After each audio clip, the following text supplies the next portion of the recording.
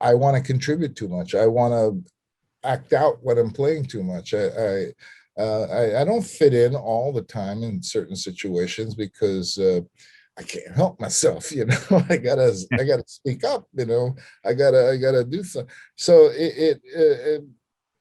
it's hurt me a little bit, but not enough to say I regret it because that led me to other things because that's what certain people wanted. Yeah. Warning. This episode contains adult language and adult humor. Since when have trumpet players ever been considered adults? If you are easily offended by these types of conversations, consider switching to the oboe. Welcome to the Trumpet Gurus Hang podcast. I'm your host, Jose Johnson. My guest for this episode is Harry Kim.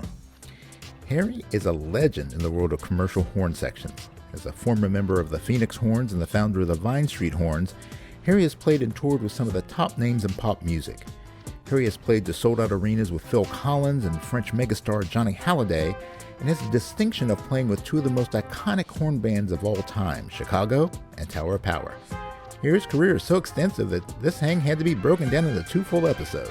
So, pour yourself a big glass, pull up a chair, and let the hang begin.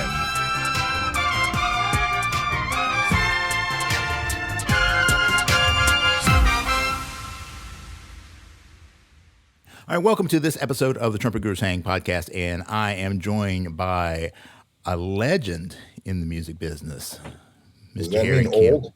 No, that doesn't mean old. That just means that you've done a lot of stuff, my friend, lots of stuff. So, Harry, it is so good to have you on this podcast, and I look forward to getting to know you and letting everybody else get to know you a little bit better, too. Well, thank you, Jose. Thank you for inviting me to your prestigious podcast. Prestigious, man. That's a $5 word if I've ever heard one. So I've never had anybody call this podcast prestigious. Well, it sounds prestigious. Trumpet Gurus. Yeah, it's marketing, my friend. It's marketing. It's all about the branding. It's good. It's good. It sounds good. Yeah. Well, that the thing is like the word guru kind of has this sometimes it has this mystical connotation, but basically it's just means somebody who's got experience, somebody who's been there, done that, and is willing and able to share and mentor the next generation to come forward. And that's what, I try to do in terms of all the guests that I have here, get people who have that real world experience and share it with people who love trumpet and want to get a deeper look into the insight of what it takes to be a high level professional player, just like yourself. So, you are definitely a guru, my friend. Invitation. You're definitely good. I'll try to guru myself through this hour and a half. All right, that sounds good to me. All right, so let's kind of start, I guess, kind of in the middle of things instead of starting at the beginning. You've worked with so many great people over years, but you've had this really strong connection with Phil Collins, over this kind of period of your career. Working with him on lots of his solo stuff, the Phil Collins big band, because of that, you're on a stage that most players don't get to be on, that kind of a huge stage. How do you manage that? How do you navigate that world of being in this upper echelon of touring musicians, as the trumpet guy? How do I handle it? It's just another day at the office. That's how I feel about it. Okay. I think they interviewed, might have been LeBron James once, or one of the all-star basketball players. They asked him what it felt like to be a professional basketball player and all that, and he simply said, he just kind of got in there nice and easy, but the thing was he always felt like he belonged there, right. And when I look back to everything I did, like in the beginning, I had goals and dreams. And when I started reaching them one by one, I had thought about it so much and envisioned it so much that I just felt like I belong there. Nothing was a shock, and nothing was. I wasn't overly elated about it or anything. Like some people I know. Yeah. Oh man, when I hired Dan for the 1994 tour with Phil Collins, he really went nuts. I guess it's a milestone, but I didn't consider it a milestone. I just, first of all, the job fell in my lap. I didn't. I've never been good at self-promoting or anything like that. Everything that happened in my career just kind of fell in my lap, and I in 1980, I knew the guys in the Phenix Horns. The Phenix Horns are the original horn section of Earth, Wind, and Fire. Right. And as the story goes, Phil Collins fell in love with the Phenix Horns, and he would go to all the shows and just hang out with the Phenix Horns. And so he promised if he ever went solo, he would use them. And sure enough, he did. I think it was 78, 79. He went solo. He left, apart from Genesis. And he called upon the Phenix Horns, and they toured with him. In 1985, something happened. I'm not really sure what happened, but they had to find another trumpet player to fill in for just a amazingly talented trumpet player named Michael Harris, who, if anybody knows him, he's just a natural player, amazing abilities to play around the horn. But I inherited his position, and along with that came Phil Collins and other things that the Phenix Horns did between 1985 and 1989 when I recorded. I was part of the recording of But Seriously. That was my first participation with Phil Collins. And I don't know if I should admit this in public, but I've never been much of a listener of music, never kept up with pop music and stuff like that.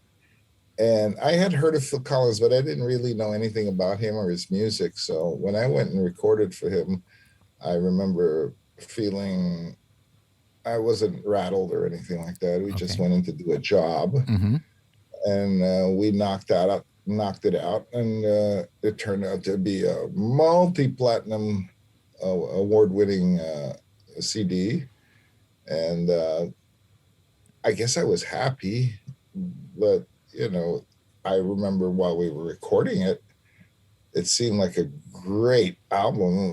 Everything we were doing was spectacular, and then he toured it in 1990. And we did a world tour, and then several years went by, and actually a couple of years went by. 1992, he was touring again with Genesis.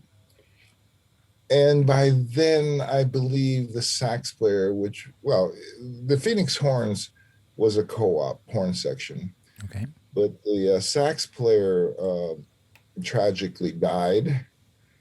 And I think Phil kind of thought, well, he's going to try something new. And in 1992, when he came to LA to play with Genesis, I remember he played at, I think it was Dodger Stadium.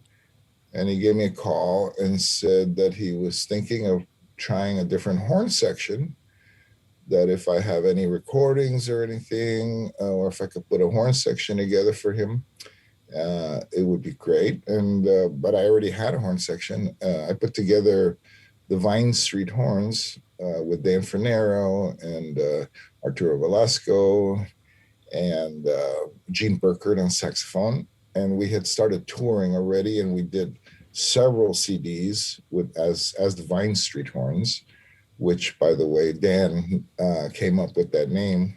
We were trying to figure out a name for the horn section, and it seemed like we did a lot of rehearsing on Vine Street across the street from the Union.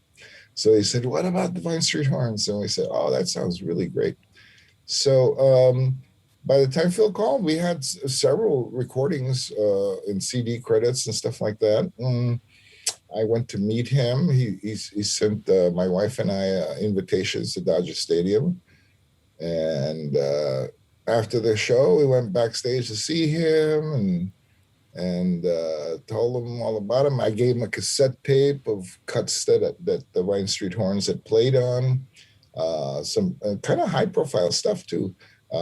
And so he called me, and it was really funny because when I was backstage, I met all the people that I met during the 1990 tour, all the crew, Right. the wardrobe people, everybody. And they all talked to me like they knew I was going to tour with them in 1994. So that was like, that came from out of nowhere. And I said, well, these people are assuming I'm doing this tour and Phil hasn't asked me yet. But it turned out, yeah, I think he did a movie after his tour with Genesis, or he played drums with Eric Clapton. So it took a while between 1990 and then he toured in 1994, and that was really exciting because I came in, bringing my guys, Mm-hmm. and we killed it. We went in there and killed it, and the rest is history. Just we did one tour after another, and CDs, and then one day he used to have this shtick during the 1994 tour, and his shticks evolve slowly. During the introductions, the introductions start out a certain way, and by the took a half hour because he just improvised and stuff. So the shtick on that particular tour, the piano player kind of played a cocktail lounge swing version of Invisible Touch, which was a big Genesis hit. And he'd go on to introduce everybody. And then one day he asked me if I could add horns to that. So I did a kind of swingy version of da da da da da da da da, and then he it wasn't until 1996 that he said, what do you say we put a big band together? And I said, okay, what are you thinking about? And basically what he wanted to do was play big band drums out of a la Buddy Rich. Mm-hmm. So he wanted to get a bunch of stock arrangements of Nestico charts and Buddy Rich charts and whatnot. And, I said, you can't do that. If you're going to go out and play big band stuff, you're going to have originals. Otherwise, keep it as a rehearsal band in your living room. And so we threw some ideas back and forth and came up with a list of potential tunes. And we just went back and forth. And then he says, all right, let's do it. So I coordinated a bunch of arrangers in LA to write according to, I picked different charts for different arrangers according to, I wrote a few myself. And then, and that was quite a production. We went into a rehearsal studio and hired an engineer to record the rehearsal so that he could hear it for the first time. Mm-hmm. But not only to hear it, to learn the charts, because he doesn't read. So, and then we had a deadline because they set up a tour for the big band, and I sent them this cassette tape with all the tunes, and there's a documentary on the making of the Phil Collins Big Band. It's hilarious. He's trying to learn how to play with brushes. He's trying to, remember all the hits and breaks, and it turned out fine. Yeah. The first tour, he played a little too harsh on the first tour, but by the time we did the second tour, the first tour was in, when was it? 96. And then the second tour was in 98. Mm-hmm. And by 98, he got his stuff together, his subtleties. I think if we did another tour, he'd be like a really world-class big band player. Yeah, that's awesome. But he was having fun, and and we had fun. We did a CD on the second tour called A Hot Night in Paris, I believe, something like that. Yeah. And that went off well. And after that, we also did what was it? We did a world tour in 1997, and then 98 we did the big band tour. But in 1997, a French artist who is a French legend by the name of Johnny Halliday, the biggest pop star that France has ever known. So Johnny Halliday, he started out as a teenager. I think he was 16 years old, and became a hit. He was Elvis tunes in French and stuff like that. So he's accredited for bringing rock and roll to France. And this guy was a really good looking kid. He looked like James Dean. He had the look and everything. And so the years went by. He lived the perfect life for journalists to follow. He was a bad boy. He was into all kinds of no good. He joined motorcycle gangs. I think he almost died twice in motorcycle accidents, and he dated very prominent models and actresses, and I think he had one attempted suicide from a broken heart and all this stuff. So he had a fan base like you wouldn't believe. Yeah. And meanwhile, every record he did became a huge hit, and every composer in France were writing songs for him. So by the time we joined him, none of us knew who he was at all. He was just he looked like this old guy, who's been, we didn't know the immensity of this guy. Yeah. And we rehearsed in LA, and he showed up sometimes he didn't. Really nice guy, low key. And then we went to France to do our first performance, and the first performance was at the newly built Stade de France that was built for the World Cup in 1998, I guess. And they were trying to get him to be the first rock act to play in there, but Elton John beat him by a few months. But a huge stadium, and we played 4 sold out performances there. I think there were like over 90,000 people at each show. And it was a huge stage, the biggest stage I'd ever seen, with a runway out to the middle of the stadium. And he'd have, like, what do they call those trap doors and stuff that come up. And his big appearance was really spectacular. You see a video of him coming in with a helicopter and climbing down the ladder and getting on the roof of the Stade de France. And all this is on video. They had a stunt man doing all this stuff live, right, in real time. And then all of a sudden, this explosion on top of the roof, and Johnny appears in the middle of the stadium, in a trapdoor, and huge. And also at one point of the show, his Harley comes up and he rides it up to the stage, up a ramp. So that's just how big the stage was. Right. And the Vine Street Horns,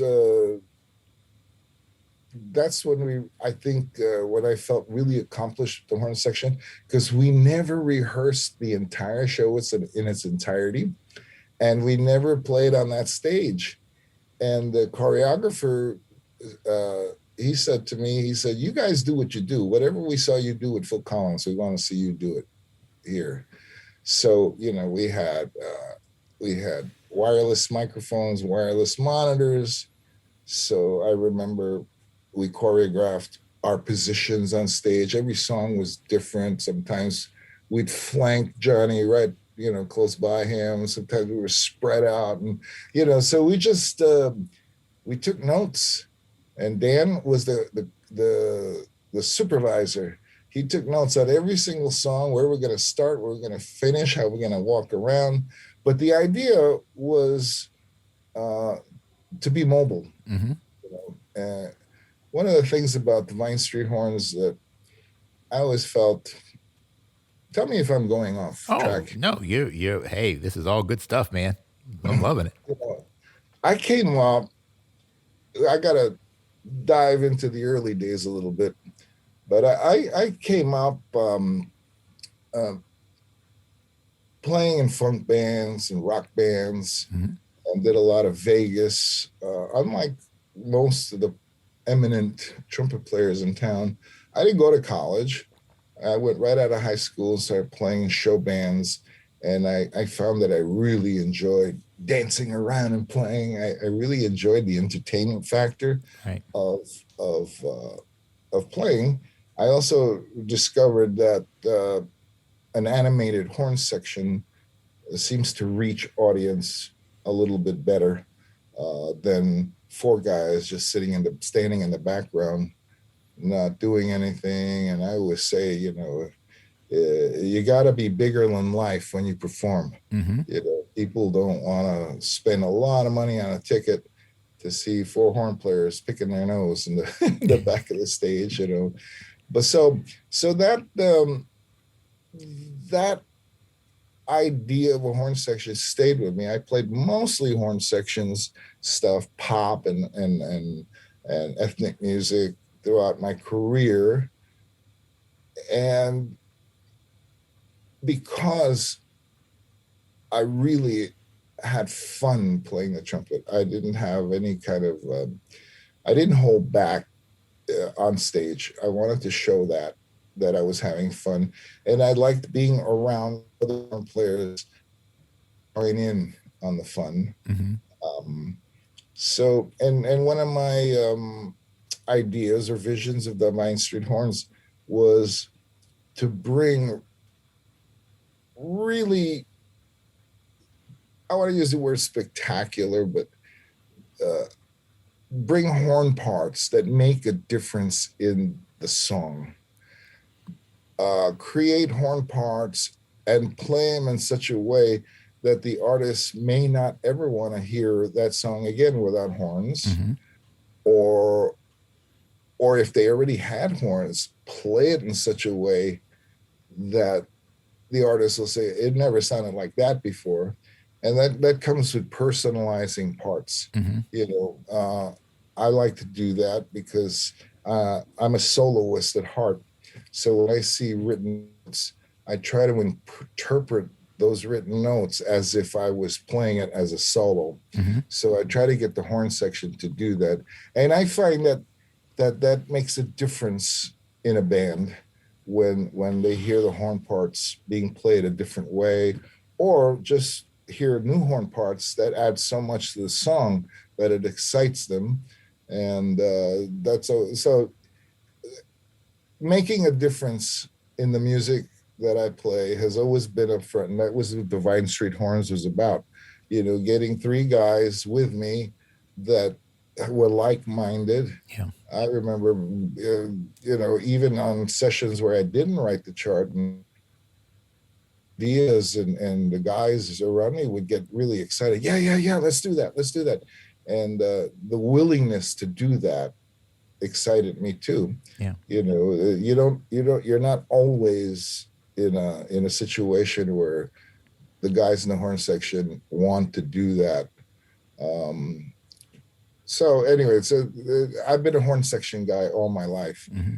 and I like working with certain guys because they don't inhibit me. Mm-hmm.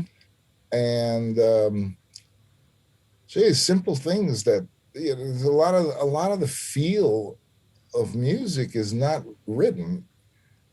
So I always Right. find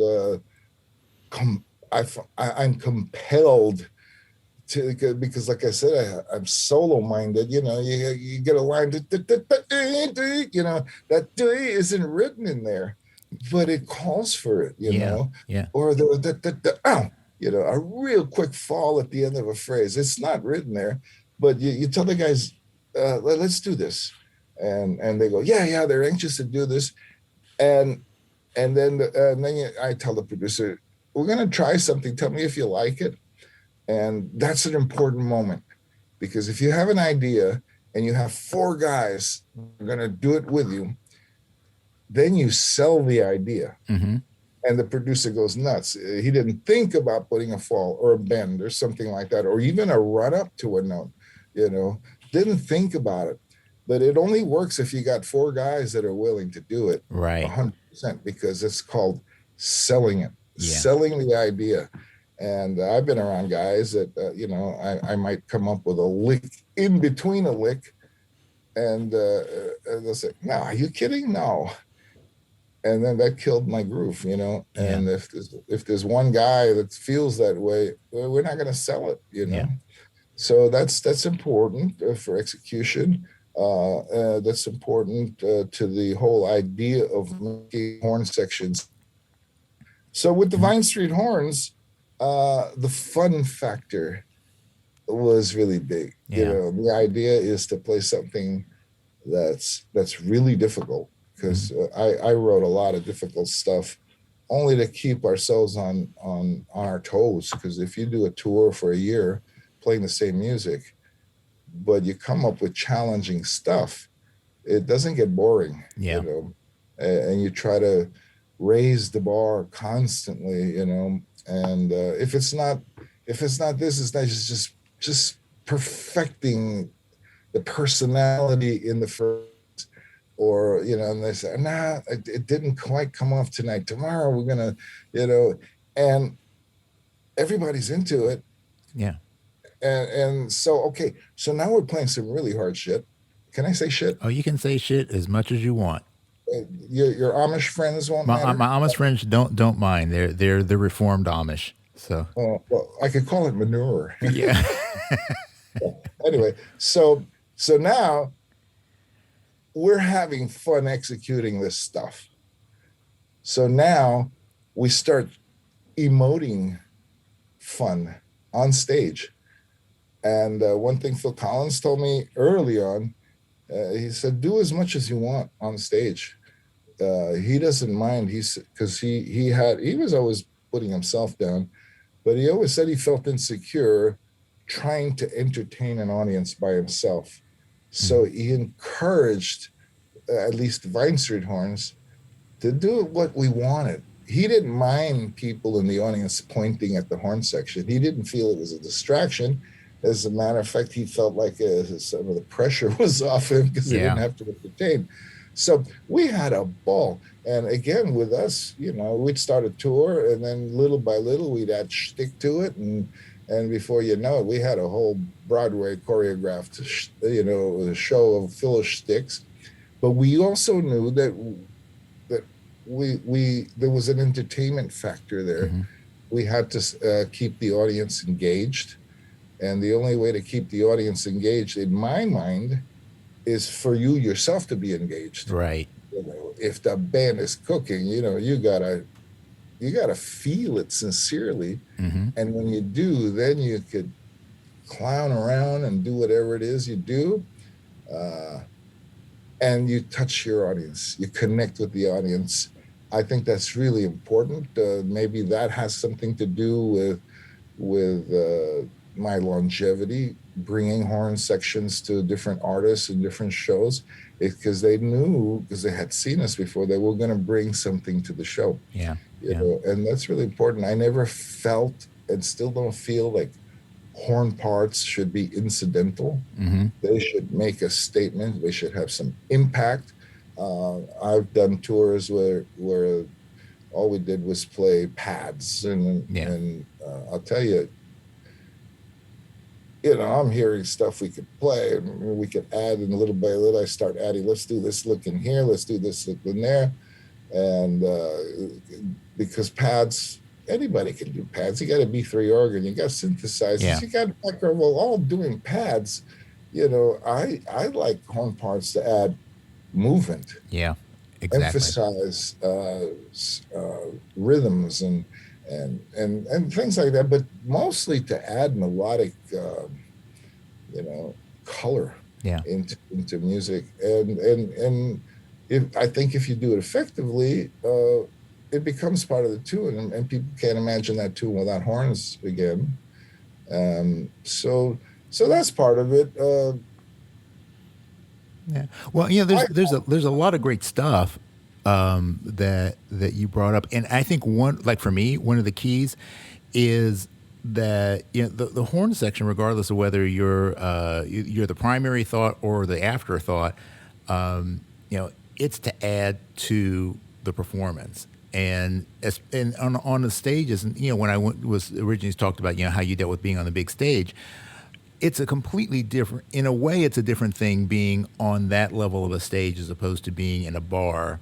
But I guess the truth is that it really doesn't matter.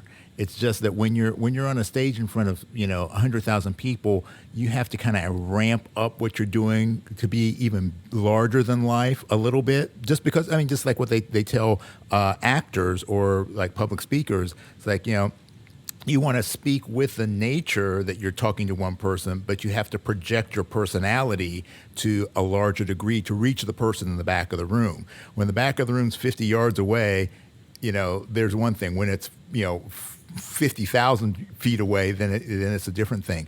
But the one thing about Vine Street that I really loved was how you guys are. I mean, you're a part of the complete show. The obviously the horn parts complement everything that goes on. It would be like having a pizza without any oregano on it. You can't do that. But also visually, you guys are visually interesting to watch. So as a musician, I can sit there and go, damn, those guys can play their asses off. But then I can also look and go, man, they're having fun, they're engaged, they're part of the process. They're fun to listen to, they're fun to watch. And not every section can pull that off.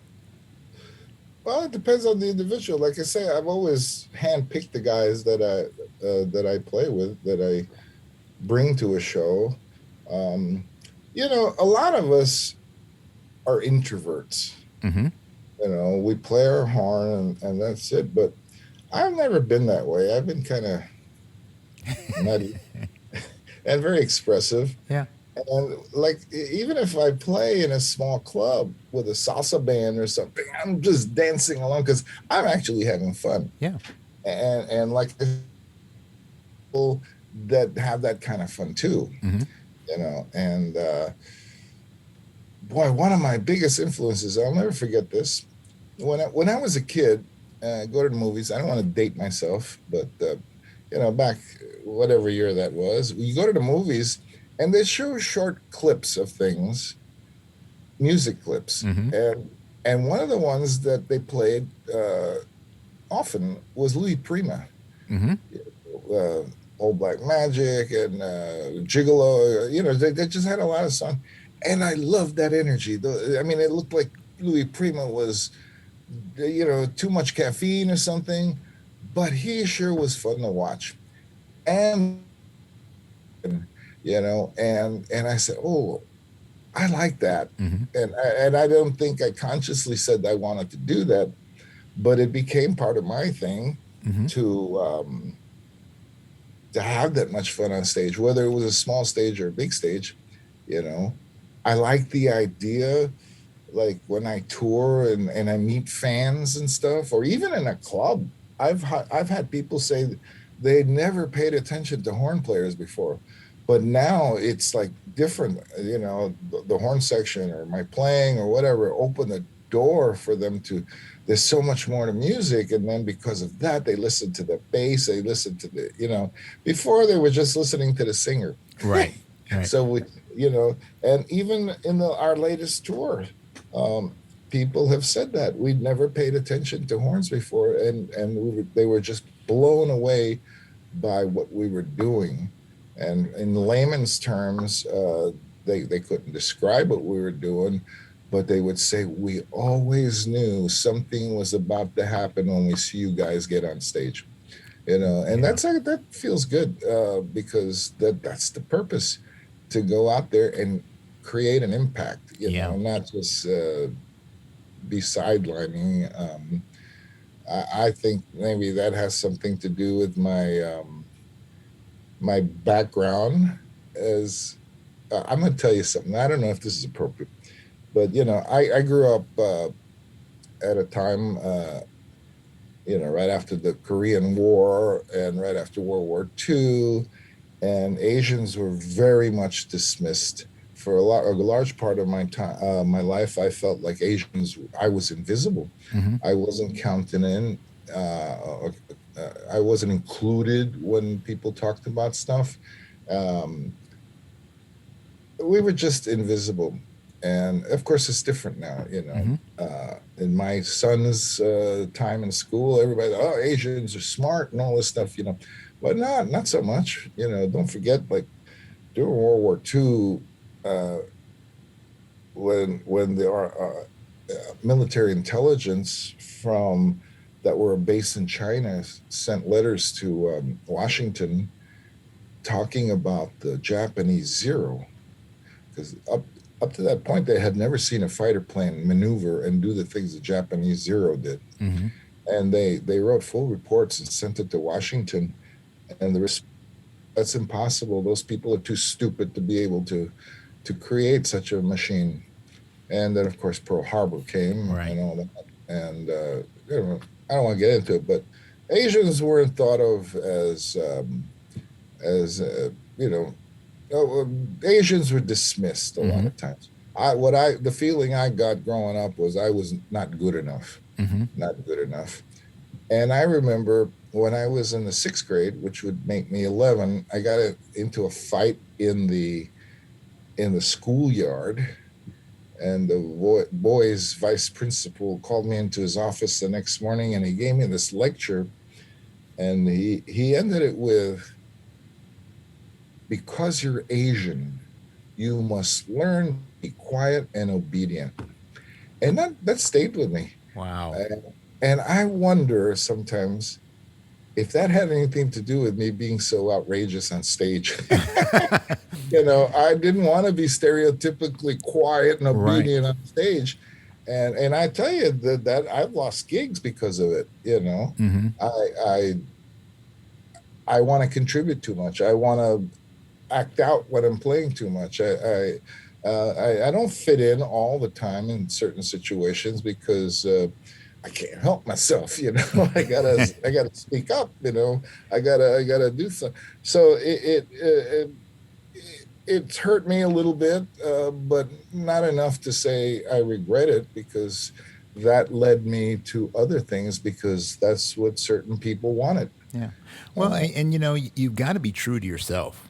And if that's who you are, man, that's who you got to be. that's And a, yeah, that's exactly right. I think sometimes that's where people, when you try to fit in order to, not saying that you have to just, be a complete, narcissistic ass or anything. But when people try to alter their personality just to get the gig, Mm. then you end up not being happy because you're not being you, you're not doing you, and if you're not Mhm. happy, you're not doing your best job. So yeah, you're not serving that person either way. So it's often better just to say, hey, look, this doesn't fit me. So you know, I agree with you 100%. There's a lot of gigs I stayed away from, because I knew that I'm not mentally capable of doing it, or spiritually. I don't understand how some people, like, I have friends that, you know, did, I have a friend that did 17 years playing Cats on Broadway. You know, yeah. I've done short run musicals, 10-day runs, Mm-hmm. and I'm going crazy by the end of the 10 days. So I knew to stay away from that. I knew to stay away from lots of different kinds of gigs. And one thing I tell people, along the lines of what you just said, this staying true to yourself, um, be yourself, play the way you want to play. You don't have to always fit in, because someone is going to like the way you play. Someone's going to like the way you are. You don't have to please everybody, and you're not going to please everybody. I mean, you could go into a certain uh, specialized group of people, and yeah, you'll fit in there, but you might not fit in doing what I do. And so you don't have to try to fit in everywhere, because you have to first recognize who you are and what your forte is as a musician, and then market that. And I don't mean like you go out and market it well, yeah, it's like a product, but just make sure that it's heard, and the people that are going to dig that are going to create a career for you, as it did with me. um, I won't say everybody likes the way I play, but the important people in my career certainly did. Yeah. And that's all it counted, because I could be myself when I'm doing it. Yeah. And I have so many thoughts while I'm talking that I'm not sure I'm speaking in complete sentences. Yeah. You are, my friend. You are, and it makes perfect sense. And this is. Again, this is kind of the gist of what I try to get across in each of these episodes is, giving people a space to just express themselves, because, I'm sure you've been interviewed tons of times, and it's usually the same questions, and, Well, and that's okay, but I want to give people a chance to say the stuff and answer the kind of questions that they always wish they were asked. uh, So yeah, I love what you're saying, and it makes complete sense, because for me, I'm nowhere at the level of guys like you and Dan and people like that, but I've made my bread and butter for most of my playing career has been playing in pop based bands, pop cover bands, wedding bands, things like that. So I'm playing the kind of stuff that you're writing. So thanks a lot for some of that stuff, man. I really appreciate that. But it's that thing of, I've always had that understanding that as a member of the horn section needs to be an integral part of the band. You're just not a sideman. You're part of the show, and executing and giving it physically, musically, visually the best I can do. Those are the gigs. If I walk away from a gig feeling like I was stuck in a corner and couldn't be myself, then I don't want to do that gig anymore. man, people say, what's it like to play the big concerts, with Phil, with Johnny Halliday, with any. And the only way I could describe it is when you finish the last note and you take your bows and everything and you walk off the stage, I think it feels like someone who just won, what do they call that? When you win several tennis championships. The Grand Slam?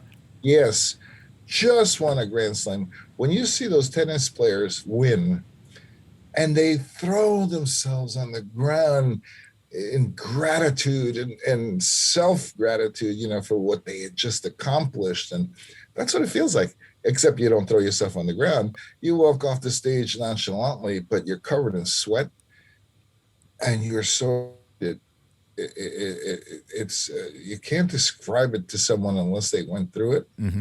It's a lovely feeling to do that, because you're playing your heart out all the time, 100%. You're not holding back for a session tomorrow morning or even a rehearsal band tomorrow morning. You're playing full on and literally with all of your heart. So the satisfaction level after a show, right after, as you're walking off the stage, is like, wow, I just did this. It's so good. And but sometimes you walk off kind of a little down on yourself because you didn't execute everything quite as good as your best night. And but that's part of it. It's part of the game, man. You watch a football or something like that, basketball. Every player's got an off game, but what gets me is like watching baseball. When the guy hits the winning run, everybody gets around and they're jumping up and down like little girls. It's just, it cracks me up every time I see that. But that's the feeling. You're just so excited. Yeah. Well, and and what you're saying there, that is our natural reaction to excitement. So, like when you get excited, the body naturally wants to move. Your energy's coming up, the mental energy, the emotional energy, the physical energy, everything is up. And so that's why, if somebody starts talking with a high pitched voice, they're either exceptionally happy or they're getting really, really pissed. And so that's energy going upwards. And it makes our body want to move. And when you become very still and down, then that's a downward feeling. So, that high energy, when you're out there on the stage and you're giving it everything you got, and you're feeding, because you get that feedback loop between yourself, the band, then the audience. And when you've got that many people in this kind of feedback loop of energy, man, you can't help but come away feeling almost like you're being lifted by a tide. Well, I'm glad you said that, because that is part of engagement. When you're playing with world-class musicians, the rhythm section, everybody's pumping, how could you not want to move? I mean, the Vine Street Horns, none of us are professional dancers or anything. That's within our capabilities, but that adds some movement. And sometimes we know it's silly, but we do it with so much commitment that people get entertained. We're not trying to be dancers. We're just moving. And then we add little things on accents. So we pick up our horn, bring it down and stuff like that. It really adds to the visual impact. Mm-hmm. I have this conversation often with musicians, and, they don't think that showmanship or entertainment has any place in the art of music. And I bring up to them that live performance is a visual art. It's a visual art. It's Mm-hmm. not just, I really think that the death of classical music and jazz is that music got so introverted that they lost the live performance aspect of it. Yeah. The visual. I've had talks about this with Quincy Jones and people like that they talked about the big band days where the horn players are doing the choreography. Mm-hmm. And they said, man, like if you went to see Louis Armstrong or Dizzy Gillespie, people were jumping off the rafters. That it was so entertaining. Yeah. And I have kind of a theory. I may be wrong, but music got really introverted. What's the right introverted? Word? Yeah, music got internalized with the introduction of certain drugs and stuff. Mm-hmm. And I think they lost the mass appeal to the audience. As people, art is art. You go hear a great musician, and it shouldn't matter what they're doing. But Miles Davis knew. He was up there and he did stuff that they went to see him for, turning his back on the audience and playing down and doing, and his wardrobe, mm-hmm. Don't forget that. I mean, and he was packing, arenas. Yeah. But I'm not, the art of performing jazz still astounds me. Mm-hmm. But I think some of that stuff that Dizzy Gillespie had and those guys, where they're just showing how happy they are. Yeah. Yeah. That I think, again, I'm not speaking in complete sentences. Yeah. No, but bringing Gustavo Dudamel, for instance, animating that orchestra to go ahead and dig in and show your digging, and boy, that adds to the visual. Yeah. And that's what I was thinking. It's like, when you talk about the classical thing, because I've had this discussion with lots of different musicians over the years as well. If you think about the classical thing, who is the leader of the orchestra? Well, the conductor. If you've ever taken a conducting class, you're taught to do your patterns, and it's just very, very, clean and simple, and that's it, like a metronome. But you never see a world-class conductor who just stands there, know. It's, their hair is flying all over the place. They're passionate. Because the orchestra becomes his instrument. Yeah. I mean, they're digging in, and if you're too cool for the room, you're playing your shit really. You're shit. Really great and all that. But if you have a conductor that allows you to emote, mm-hmm. oh man, that becomes a whole nother thing. Yeah. And like I said, I think I may be wrong, but there's certain orchestral things that are getting more popular. Holy mackerel! You got these virtuoso pianists coming out there in miniskirts and playing their butt off. Even not related, but when a concert pianist does this, they're not doing it for show. They're doing it because they feel it. Yeah. And that adds to whatever the audience is, it adds to the dynamic of the music when they see that. And then you add a mini skirt to it and 5-inch heels. It's like, whoa, I'm coming to this concert again. And I don't think any of those people do it arbitrarily because they know it's going to draw. Mm-hmm. These people are sincerely stylish. Yeah. And they come to the gig like that, and same thing with musicians that are playing the big concerts. Like I said, you got to be bigger than life. When Phil Collins, I mean, some of the front row tickets were selling for $8,000. Yeah. You got to be bigger than life. You got to accept it. And the only way to do that is to have confidence in what you're doing. Yeah. If you're not sure of what you're doing or that what you're bringing to the party is not worth it, then you kind of stay in there. But when you know that what you're doing has impact, it only gives you more incentive to pour your heart out in all aspects of your performance, mm-hmm. including the movement. Yeah. And all that gets validated. I've played with guys that were kind of shy and timid at first, but once they allowed themselves to have a good time at it, who's going to stop them? And it doesn't matter if you look silly. We all look silly, really, but we're having fun. Yeah. And that's the point of it. I mean, nobody's going to hear the horns to see 4 professional dancers, Mm-hmm. We're just having a great time. Yeah. Well, you're having a party, man, And so that's one of the things that, you started in the middle of my career, but this is like takes root in the beginning of my mm-hmm. career. As I had a discussion with a contemporary, a guy who's my age, about the music business, a trumpet player, and we were discussing the differences in the level of it as opposed to him, and he said something that I've been kind of using this idea more when I speak to students and stuff. He said that he spent all his career trying to fit in, and he noticed that I was trying to stand out. So I think, and I didn't do it because of ego. I did it because this is the way I play, And so I tell people the era of the professional second and third trumpet player is gone. The big bands are sort of gone. I mean, you could be a good second, third, fourth trumpet player, but in reality, in today's world, they're all lead players. Mm-hmm. They just learn how to be good sidemen.